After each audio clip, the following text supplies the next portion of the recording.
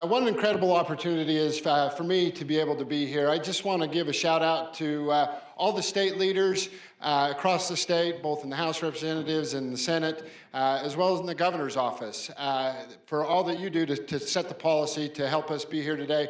And then the community leaders, the industry. We wouldn't be here without you. And thank you for your leadership. You know, Utah, Idaho, and Wyoming are unique.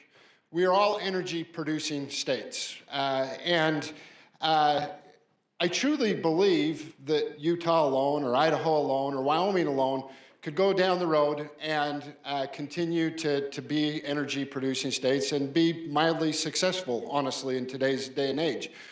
However, because of the leadership of three great governors, Governor Cox, Governor Gordon, and Governor Little, we have the opportunity to do something unique and different. And that's come together as Intermountain West states and truly lead the country, and the world for that matter, in creating something unique and different.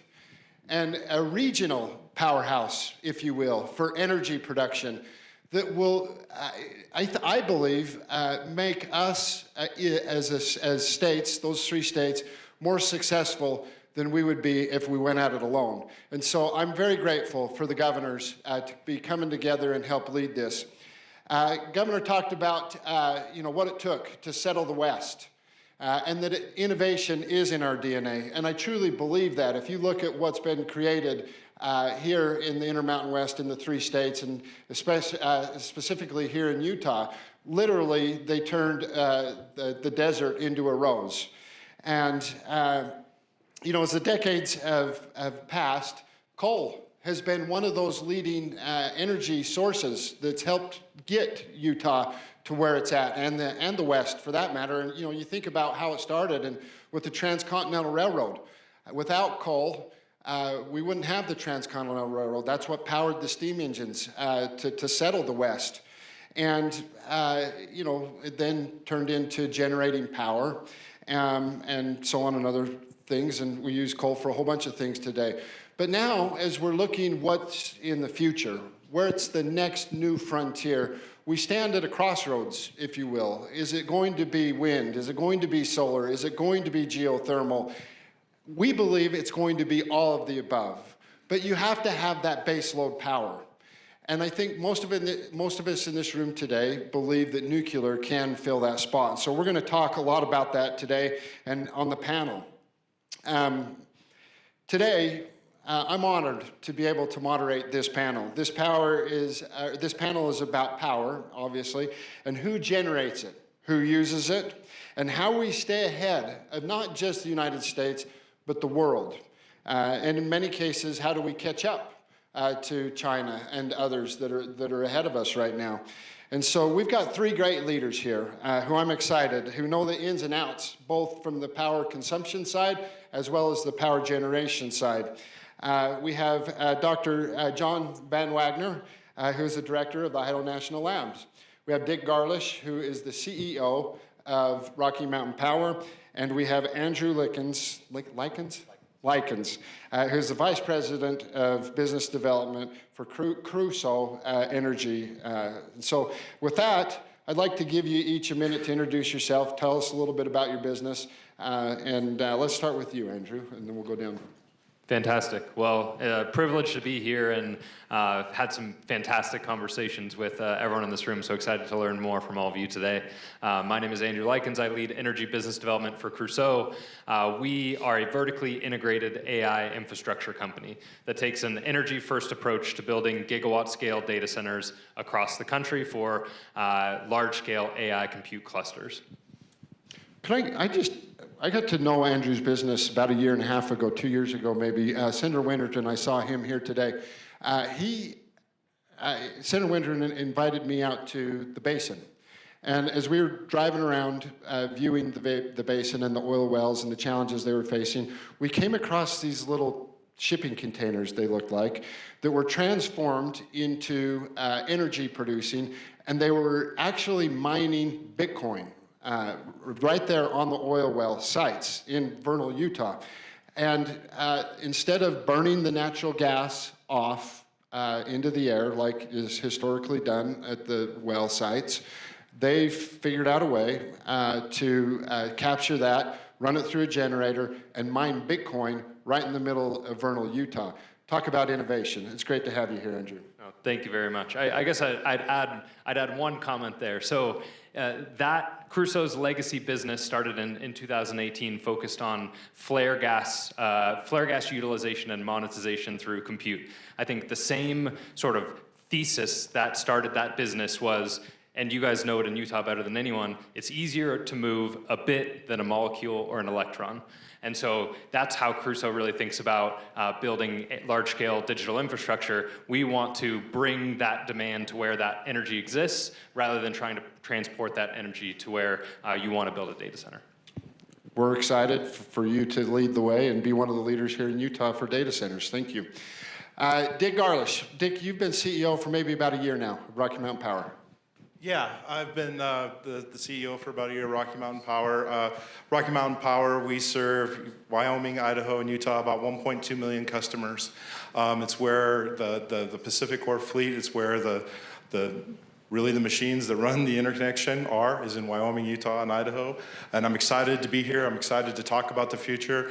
There's a lot of challenge, but the future is now the time. We're at a generational shift where we need to talk about how we move from where we are to where we need with an abundance of energy infrastructure.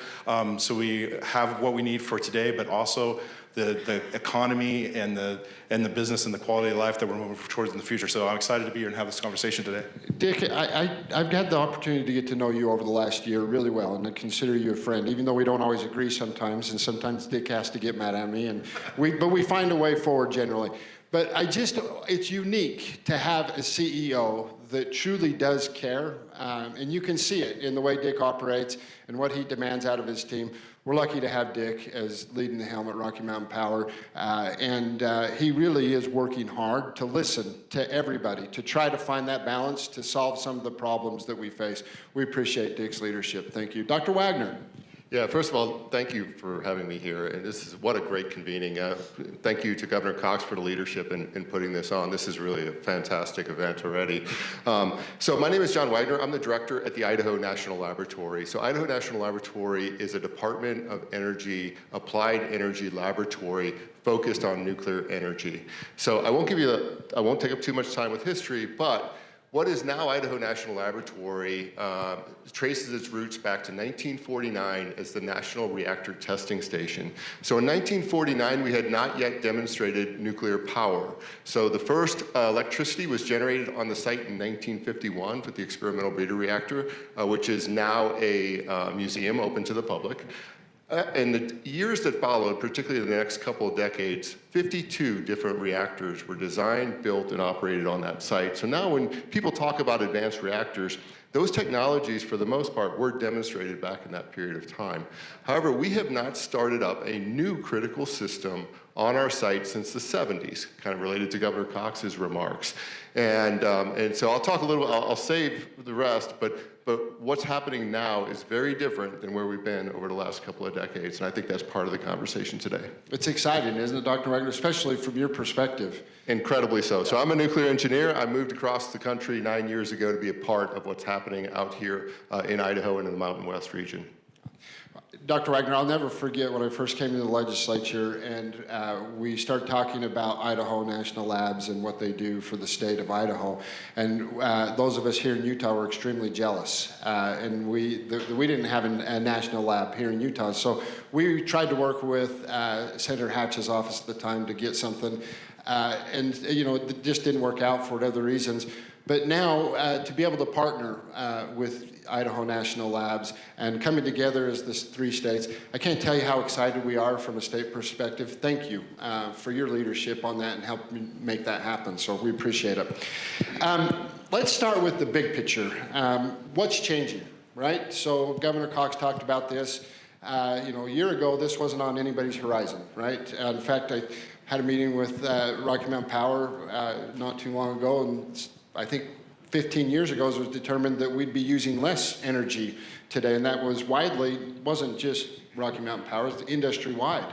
Everyone was anticipating because of efficiencies, even though we were looking to move to transportation with our electric vehicles and so on and so forth, the efficiencies that were being found in the products that were being built today, there was going to be less generation.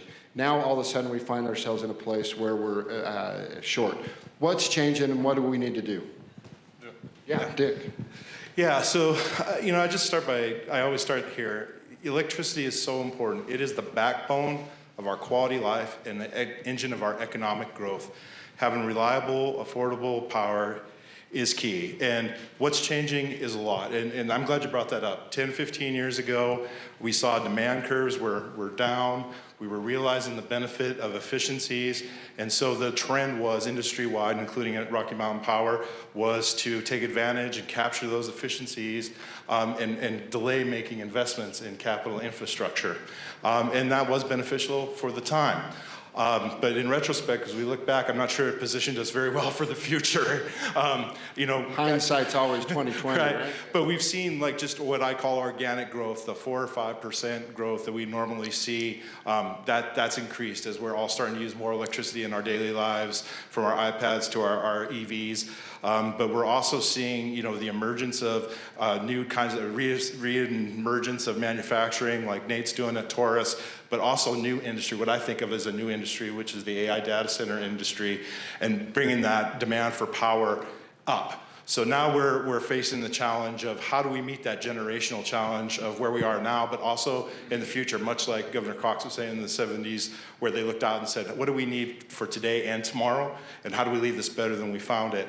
And it is the challenge of how we meet that change. We have to, on the one hand, protect our existing customers, because there's a lot of pressure on rates. There's a lot of pressure on business. There's a lot of pressure on residential customers to keep the rates affordable, but also this need for new investments and new ideas. So I think we have to be more creative as a utility about what we're open to and how we do that, and find space to make space for developers to make contributions too.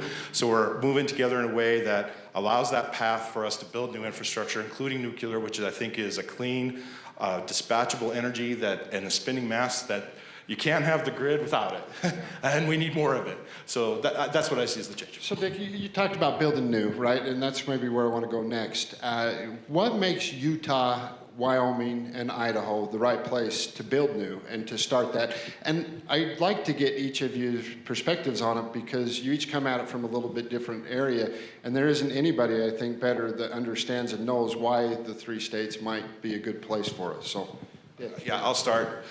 Well, I'm biased because these are my states, but they're the best states. We have the best natural resources. We have the best existing regulatory environment that finds balanced outcomes and tries to find the place where business and regulation and consumers can overlap. And we can have dialogues about trying to find the balanced outcome for today and tomorrow. So in addition to having the wealth of resources available, we also have the right kind of attitude from the leadership of each state to try to find the balanced outcome for the state and for the region going forward. So if you got to do a place to be, I'm very happy to be doing what I do where I do it. Thank you. Dr. Wagner. Yeah, maybe I could add to that too, but I'd also like to add what's changed. We're experiencing historic energy demand growth across the country, across this region, across the planet. For us, in addition to onshoring manufacturing that we see, in addition to electrification of everything, the data center demand has just been incredible. It wasn't that long ago, only several years ago, where I was talking to data center developers, Pick'em, Meta, Amazon, et cetera, and they were talking about needs for 30 megawatts or 50 megawatts for a data center. A couple years later, we're having the conversation, and they're talking about 100 to 200 megawatts. Now they're talking about 500 megawatts to a gigawatt. In fact, maybe he'll talk about what you're building. It's just, and this is only within the last, say, 5 to 6 years, this kind of change. And so it's very dramatic. Now, why this region? I'm not from this region, although everybody who knows me well knows I absolutely love this region. But we have the National Laboratory, of course, with what we have to offer. But we have, in Wyoming and Utah, you have uranium as well. And Let me just say that in a lot of parts of the country, when leaders see the demand growth, they see challenges, they see concerns, they see all sorts of problems.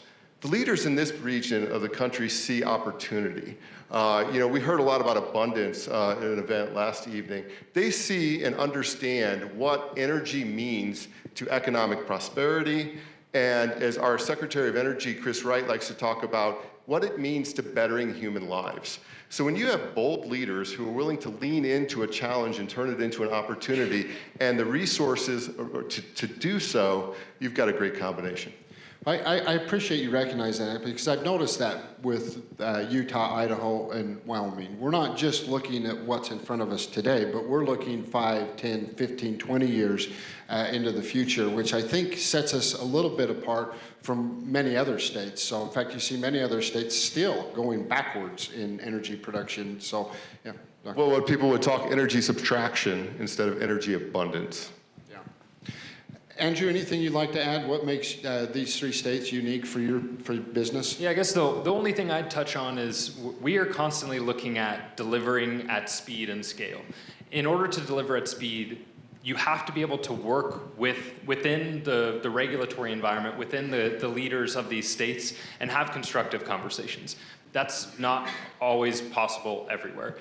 We've had tremendous success working in Utah and working with regulators in the past, and I think the pro-business environment and the abundance mindset has really kind of drawn us back to the Western states as places that we can move fast and drive progress. So, Andrew, tell us a little bit about what you're doing in your Crusoe and what you want to do in the Intermountain West, and specifically Utah, Idaho, and Wyoming.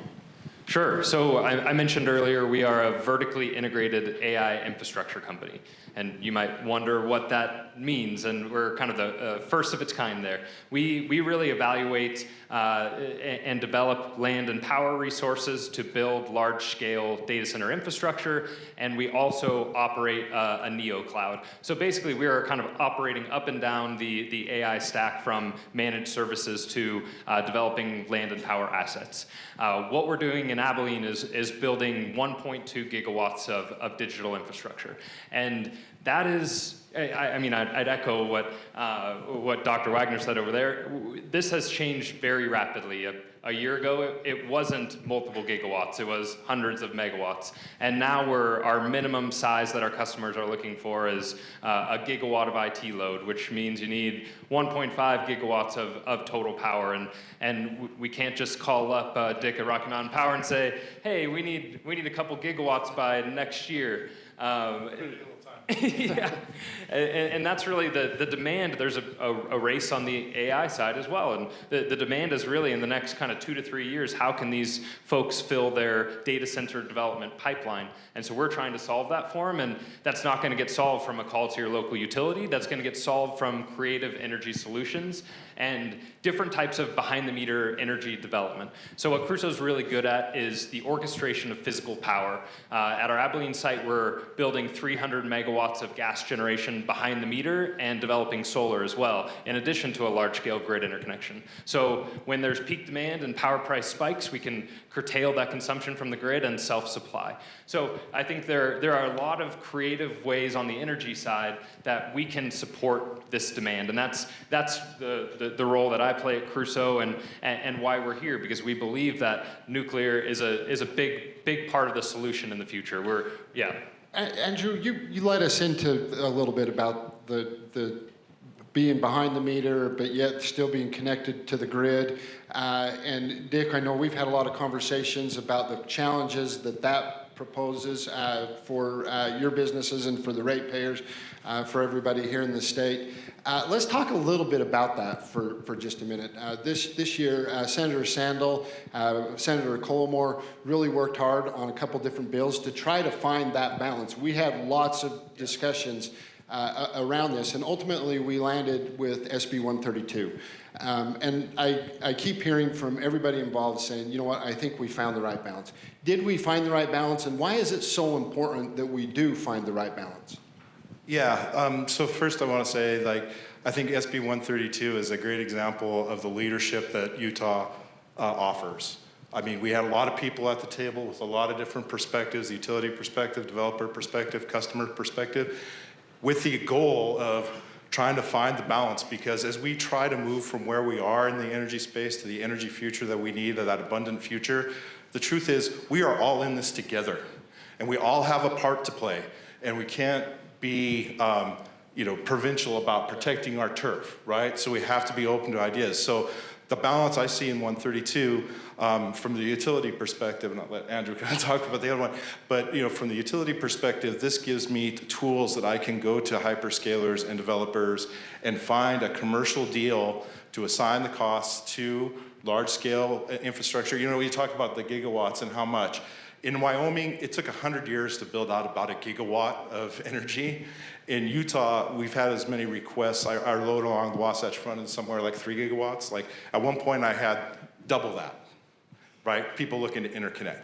So, there's that demand, and we all have to work together to realize that. But 132 allows us to commercially come up with a thing to move forward and provide that certainty and ramp, so people that are trying to win the AI race get there, but protects existing customers. So retirees and pensioners and regular folks aren't paying for infrastructure they don't need, and that's the balance. But there's also accountability for me. If I don't do a good job trying to come to a deal with developers and finding a way to be inclusive, then I could be bypassed. And that's a big change for the utility model and a different way of thinking, but that's how working together we get stuff done. So I'm excited about this bill and where it could take us. Thank you. Andrew, from your perspective, do you have anything you want to add to that? Or? Yeah, honestly, I think Dick said it well, but this is going to be an ongoing conversation, and this is I think a great starting point and a great framework to allow the development of these AI data centers and development of behind-the-meter generation to benefit the ratepayers, as well as benefit from the grid stability that you guys have established here in Utah. So, yeah. And from a policy perspective, I can't tell you how important that balance, finding that right balance is, right? Because data centers are nice. They are big, generally speaking, but they don't have a lot of impact, right?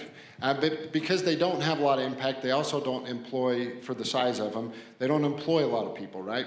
And so, we need to think broader than just data centers, because data centers right now can suck up every ounce of energy that we have available in Utah and in the country, for that matter. But we also want to expand upon manufacturing, right? Especially with the tariff stuff that's being happened. Utah and Wyoming and Idaho feel similar. We want to continue to expand. And so it's important that we find that balance, that we leave some for the manufacturing and the users, but then also find ways to create more power for the data centers. And I appreciate those everybody that worked together to find that balance. So, Dr. Wagner, for decades, you've been researching nuclear energy, and to the point the governor made earlier, I think 1975 was the last time in the 70s that it really expanded.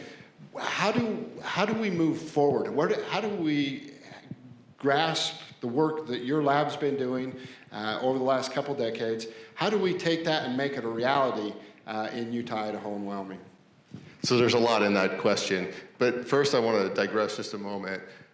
AI data centers don't manufacture things, but I would say they manufacture intelligence, and they manufacture insight that is literally going to change the world, and it's absolutely critical that the U.S. leads that development. We talk about nuclear power and other things being built in China and in global leadership races and challenges in different areas. This is one we cannot lose. And so there is a lot riding on the ability to power these AI data centers for U.S. security and leadership. So I just felt like I wanted to say that. Now back to the question of what are we doing in nuclear, and what's it going to take? I'll start with one of the things that that also off of a conversation that already occurred is balance. So one of the challenges with new nuclear has been and it's true of any large new technology, which traditionally nuclear plants have been large. They don't have to be, but they traditionally have been, is the first of the kind, regardless of what it is more expensive than the second, the third, the fourth, the fifth, and the nth. And so if you're in a regulated market or even a deregulated market, who's paying for that?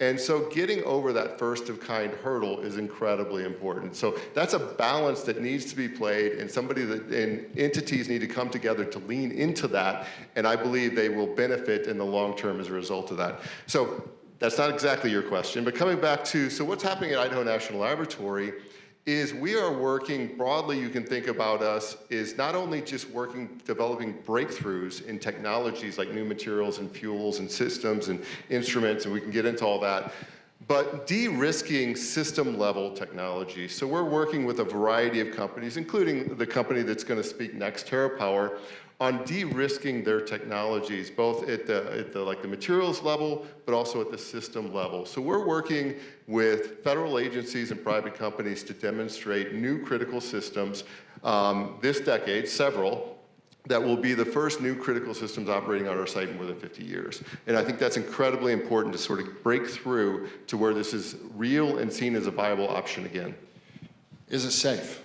Right? So when we start talking about nuclear power, you hear the horror stories of Fukushima, and I think there was another in the 90s, one in Ukraine that exploded. Is nuclear power, can we do it safe? 100%, 100%. This is not anything, now you can say I'm biased, this is not anything that anybody should worry about. And that's because it is a heavily regulated environment, okay? So that's also has some negative consequences in terms of time and cost. But if you look, and don't just trust me, I would encourage all of you, I didn't have charts to bring, but there's a website called Our World in Data that compares fatalities from all energy sources over decades. And you will see that nuclear is right there with wind and solar, statistically indifferentiable in terms of the safest ways to generate electricity. I don't say that to degrade other choices, but it's right there, and most people are very surprised to hear that. So let me expand on this. So if it's safe, and it's been decades since we've expanded it on a large scale, do we have the workforce? Do we have the talent to be able to build it, right? We have the will, it seems like right now it's safe, but do we have the workforce to actually get it built?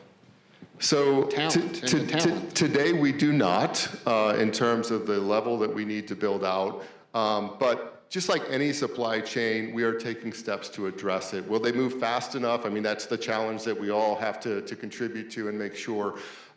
Just an example of that, workforce development is part of the MOU that we just signed with Utah's Office of Energy Development last evening. We're working with, and a lot of times we have a relation, sorry to go back and forth in my brain. We work a lot with higher education universities, University of Utah and the likes.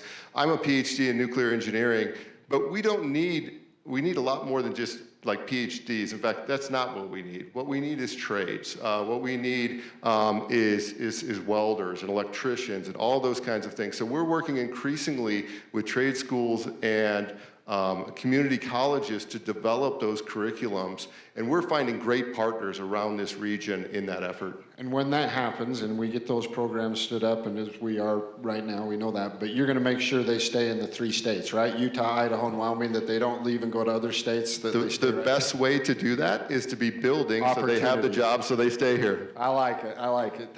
Thank you. So one last question for you, Dr. Wagner. Permitting. Where are we at on permitting? We know the technology's there. We're working on the workforce to get the workforce there. Where are we at on permitting with the federal government? So let me say I've never been more optimistic about permitting than I am today. That sounds crazy. Those words just came out of my mouth, but it's true. What's happening at the Nuclear Regulatory Commission, which is a big part of regulations and permitting for nuclear systems, is a breath of fresh air. They recently, Chairman Wright changed the mission statement to go from protect public health and safety to protect public health and safety by enabling nuclear technologies.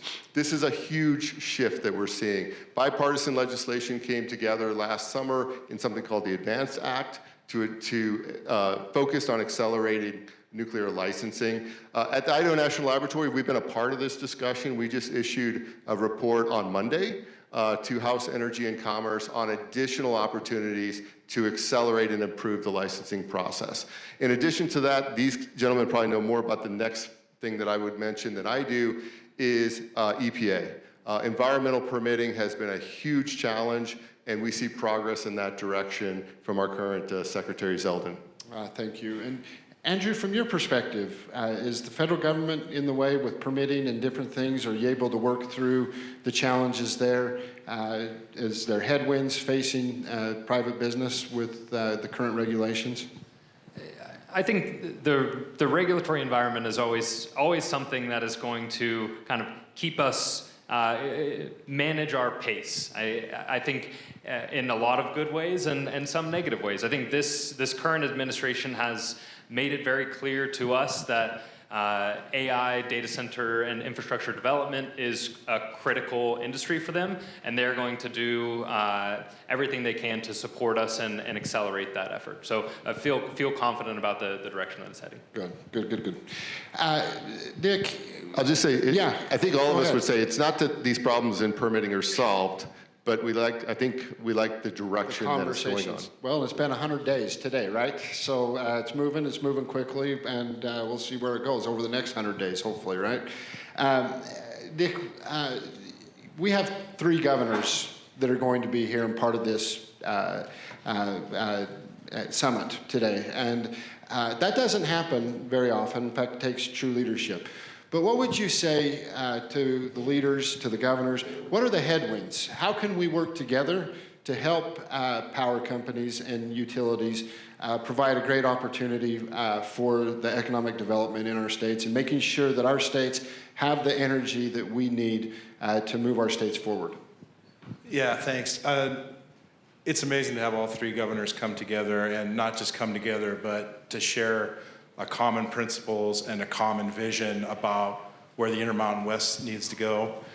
I think in all of our businesses, but especially the utility business, stability, consistency, and clear direction on energy policy is what we need from an investor perspective to make sure we're getting access to the capital, but also just from the operational direction to be able to plan with confidence, be able to evaluate with confidence what we're going to do to be able to go out and find, the safe and reliable sources for our customers, but also to be a good partner in innovation with the laboratory and TerraPower for us and those kinds of things to move to this next phase of where we need to go.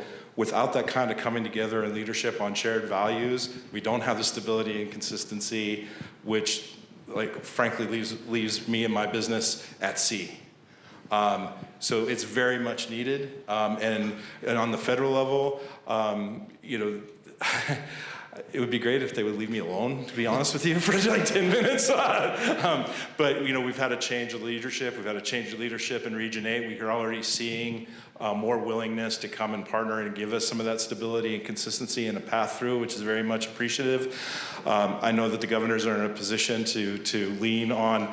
My only concern is the administration has been great, but I would really like to see some pressure legislatively to make some of these solutions more durable, because we get caught in a whiplash between administrations, and that we're trying to make billion-dollar decisions and innovate. That makes it hard. So I'd like to see that there, and also just on the permitting. New nuclear is so exciting. It's not your father's Buick, right? We're not talking about big light water reactors. We're talking about amazing technology that has a ton of benefits. So having a regulatory framework and a regulatory scheme that advances that innovation is going to make it easier to get to the nth degree, to make it more competitive, to make it easier for me to get into rate base. So I feel very lucky to be a head of utility in a region that has the kind of leadership we have right now. So, Dick, now Pacific Corp operates in 6 states. You're over, I think, 3 of those states, Utah, Idaho, and Wyoming, the best 3 states. But your parent company also operates over 3 other states, Oregon, California, and Washington. And things are a little bit divided, I think, between the policies in those states. How do you navigate that? Because I can't imagine how hard that is for your company to try to navigate the different policies in each different state. And how can we here in Utah help you, and Idaho and Wyoming help you navigate that? Yeah, I mean, it's kind of, this is a sad tale of it was good until it wasn't in terms of a relationship. What I would challenge myself to do, and I challenge my team to do, We have a big future that we need to plan for, and a lot of folks dependent on us, and we can't confuse the edge of the rut for the horizon. We have our short-term challenges, but we need to keep focused on the long-term challenges. And the truth is, a large system has incredible benefits in terms of operational and economic benefits.